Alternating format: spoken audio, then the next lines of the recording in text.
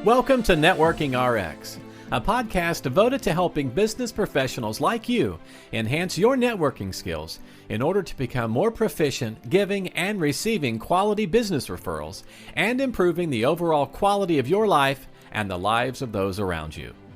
The Networking RX podcast is a production of AmSpirit Business Connections, an organization whose mission is to empower business success through networking. I remember the day. It was March 6th, 2020. I was at a Hampton Inn, of all places. Not a great hotel, but I had a number of franchisees, new franchisees coming into town. We had our annual conference the next day. So it just kind of worked out. They were in town, all meeting one another. We kind of had a dinner in the lobby, and it was fun. It was great. But it just took on this eerie feeling, because there were a number of people who were checking out. And I was like, okay, why are you checking out? Checking out late in the day. And there is still in Columbus, Ohio, it's called the Arnold Classic. And it's been going on for years. It brings in thousands of fitness types and whatnot. And they'd canceled it. They'd canceled over this silly COVID thing that people were talking about. There was just an Asia thing.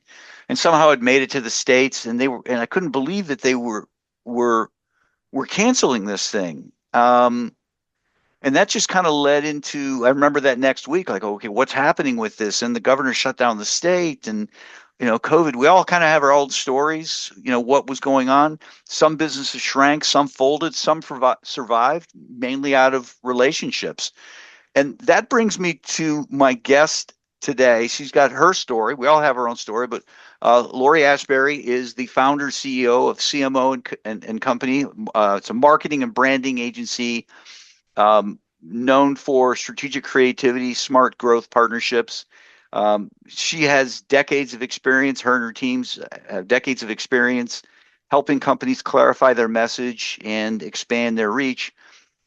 She understands that business growth just doesn't come from great idea. It comes from strong relationships. And again, she'll share how she pivoted through. I know some people don't like that word, but what else that's what it was.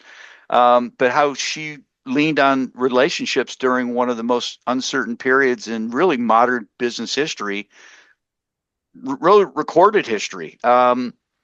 And she leaned into her network in a way that quite literally saved her company. So, Lori, thank you for joining me today.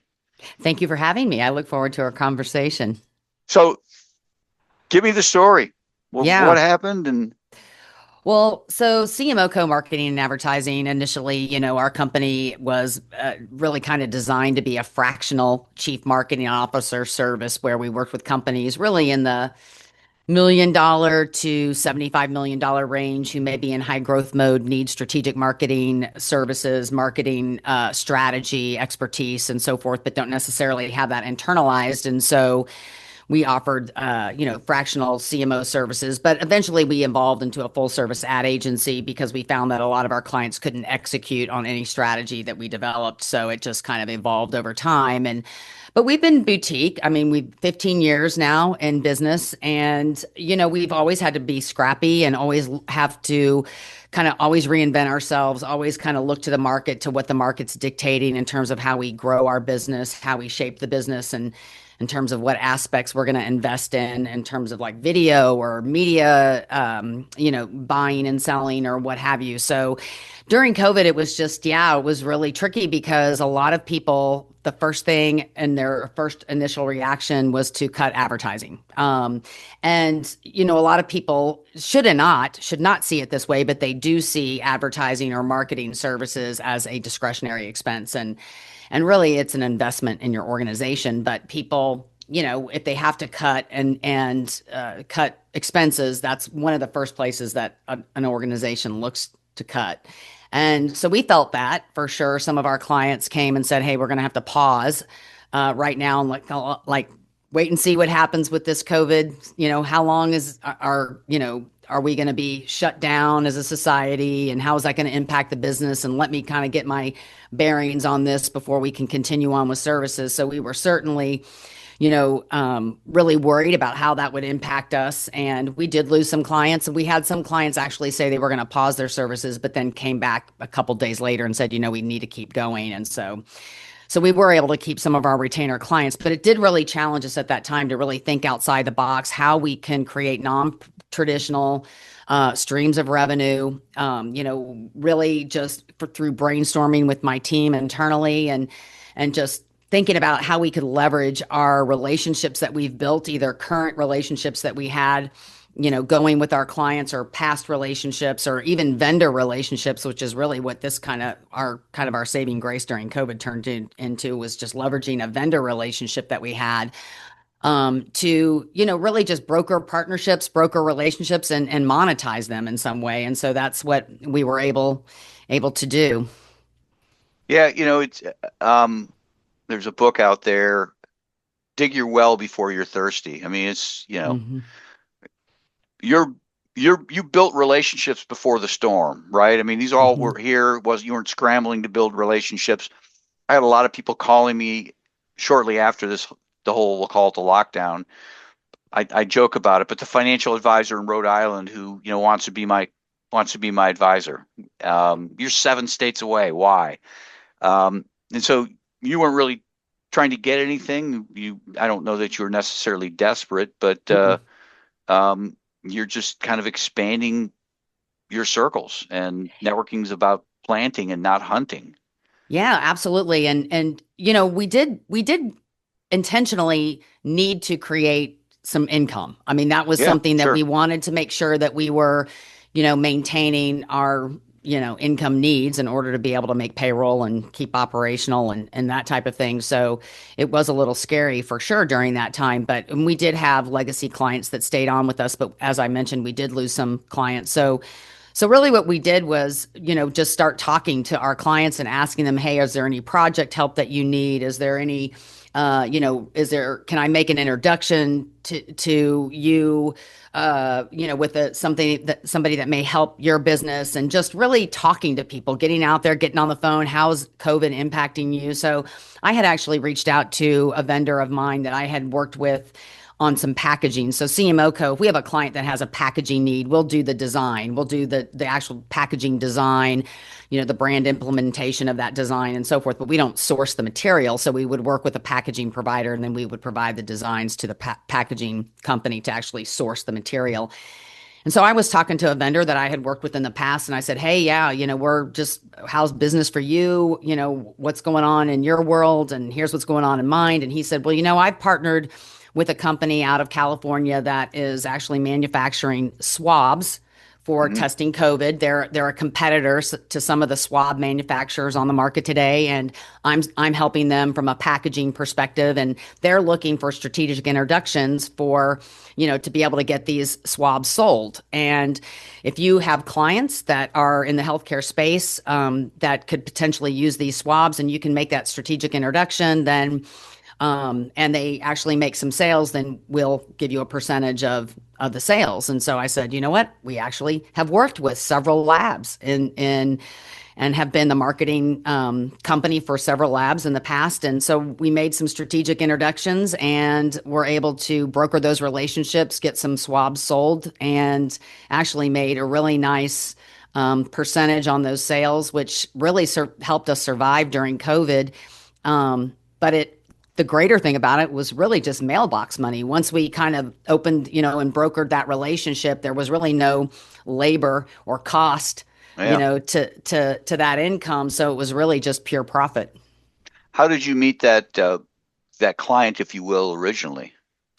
Just through, he actually had reached out to me just as in sales. Okay. He was just a packaging provider, and knew we were an agency, and knew that we probably had clients that had packaging needs. And so we had talked, we had had lunch in the past, and just had kind of fostered a relationship and just kind of stayed in touch. And so he was one of the people that I reached out to. I think it was me who reached out to him first, but I know that we were talking during COVID and just kind Yeah. of trying to navigate that and just having conversations. And then he said, "Hey, I've been actually working with this company out of California that's doing this, and they're really looking for strategic introductions because a lot of the swab manufacturers already had a stronghold on the marketplace, So there are a lot of medical supply providers that Sure. have huge contracts already in place, and so they were kind of the new man into the game, but they could provide a really great alternative to what was out there at a better price.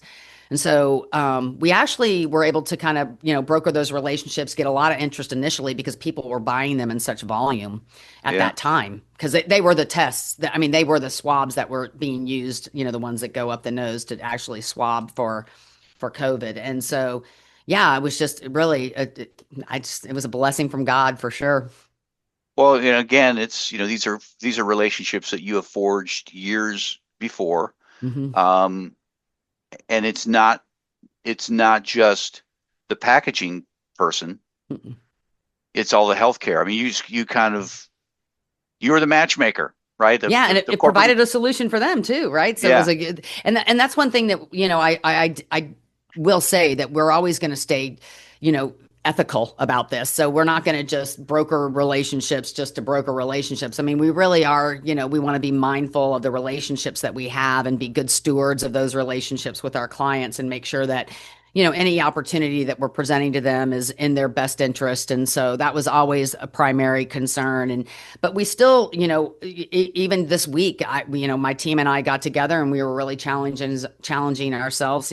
Again, let's think about everything that we do as a business, think about our relationships, think about some of the verticals that we operate in, and how can we really create new and non-traditional means of income that not only bring more value to CMO Co. As an ad agency, but also to our clients. And, just kind of continuing to push ourselves to think outside the box and be innovative in that sense because, advertising agencies are very established and there's a lot of them. And, it is a fight every day for every single dime, if you sure. will. And so we've just got to be scrappy and creative and, do everything that we can to kind of stay viable and also just come up with things that we haven't thought of in the past that could really be game changing. Yeah. What did you do, I guess, leading up to COVID to kind of stay in contact with this packaging company? You went to lunch, but was there Yeah. kind of ongoing things? Obviously enough that you could call them up and say, "Hey, how's it going?" Yeah, for sure. So yeah, we had just kind of stayed in contact, like I do, to be honest, with many relationships that I have with my vendors or with people that I've worked with in the past, and even previous clients. I like to try always maintain a really great relationship with and check in on them and so forth. But yeah, we had a client that we worked with that had a packaging need, and he had quoted us some material pricing for that and really liked working with him. He was very efficient, just really had a good relationship with him. It was easy to talk to. And so, yeah, we had just stayed in contact. I think he was based out of Florida, if I recall. I haven't spoken to him in a while. I need to reach out to him, but he is based in Florida, but he was coming through Tennessee. And so, I said, well, if you're coming through, let's meet in person and have lunch. And I just think those relationships are super important. Yeah. It's really kind of easy to brush off relationships because we all get really busy and our time is extremely valuable and especially as a service provider, all we do is sell time. So you want to be mindful of how you're using that time. But I think what has been lost a lot today in business is just everything's so transactional and less relational. And I think people still are really craving the relational aspect of business. And I think there's so much benefit to actually come out of those types of relationships. Yeah. What I find fascinating about this is you have this relationship with this packaging guy, and if prior to COVID, if you had sat down and said, "Okay, team, we have all these relationships," I don't know, it's kind of like I talk to Chat GPT. I have Hmm. an onion, I have chicken, I've got this. Give me a recipe, right? And it'll put it together. In that moment, you're not saying, "Okay, packaging people, they need to meet the healthcare." This is totally unrelated. Um, and obviously, it was the swab company that kind of was the catalyst, if you will, for making the connections. But Hmm. And it sounds like you're doing that now, or you're sitting down and saying, okay, you know, where are the unicorn connections we could be making that we should be making that we're not thinking about.